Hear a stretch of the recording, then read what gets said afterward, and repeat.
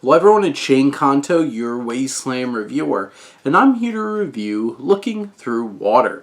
And this is a new drama from director Roberto Snyder, who worked on shows like Shameless and Acapulco, and here focuses on the story of a father in an attempt to reconnect with his estranged son, invites him to compete in a father-son fishing competition down in the Caribbean and Central America, and here this film is very interesting in terms of how it's structured, and I don't believe the framing device of this story 100% works, but basically what you have here is Michael Douglas plays William, and his grandson Kyle, played by Walker Scobell of the Adam Project.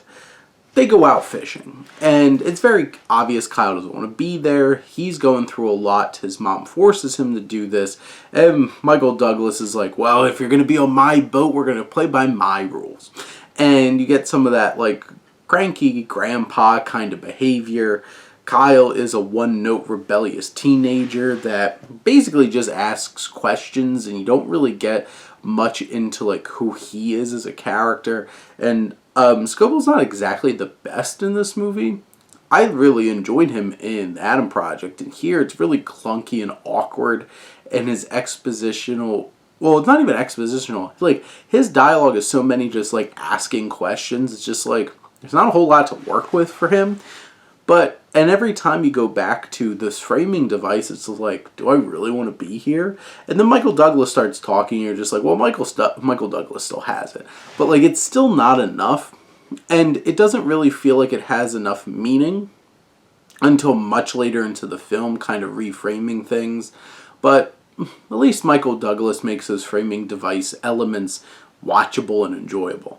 But then we turn back the clock, and it's all flashbacks and storytelling, with Michael Stahl David playing a younger Michael Douglas.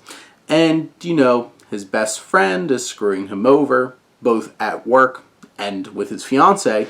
So he takes his call from his father, played by David Morse, who whisks him away to this fishing competition, and he learns a lot about his father and his father's life and all these secrets that involved his family. And from a narrative standpoint, it hits a lot of familiar beats, and then it takes some unexpected crazy turns that kind of feel a little out of left field in some ways, and others you can see developments coming a mile away. It has its, you know, its little love angle, and that's not exactly the most interesting part of the film, but it's his father-son dynamic, and I think Stahl David does a fine job, but David Morse is really great as his father in this film, and he gives a really good, strong performance. And the story, I think its presentation from Snyder just lacks some impact. It lacks some intensity, and it feels very muted, and it makes all of the dramatic elements that it's trying to get, it's trying to process through, feel less impactful because it just lacks the bite to get you there. Like, the story beats, they're there. There's some heavy stuff that this film navigates. It just feels very melodramatic and soap opera-y at times, where it just really lacks a groundedness and a grit that this film could have sorely needed.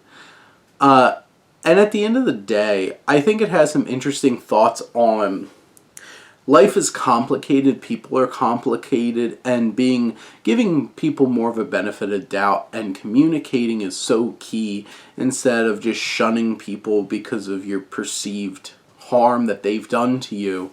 And yes, on some level there is that harm, but there's also this added other perspective to get throughout that situation, and that's a lot of what this film is about.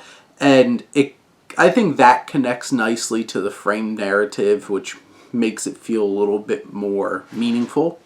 But at the end of the day, this is a pretty easy watching kind of film, where it has a lot of expected elements, but it has a rock solid ensemble, even thrown in Cameron Douglas, third generation of Douglas, under Michael and Kirk, he delivers a fine performance as well here as Cole, who's helping David Morse's character out on this boat.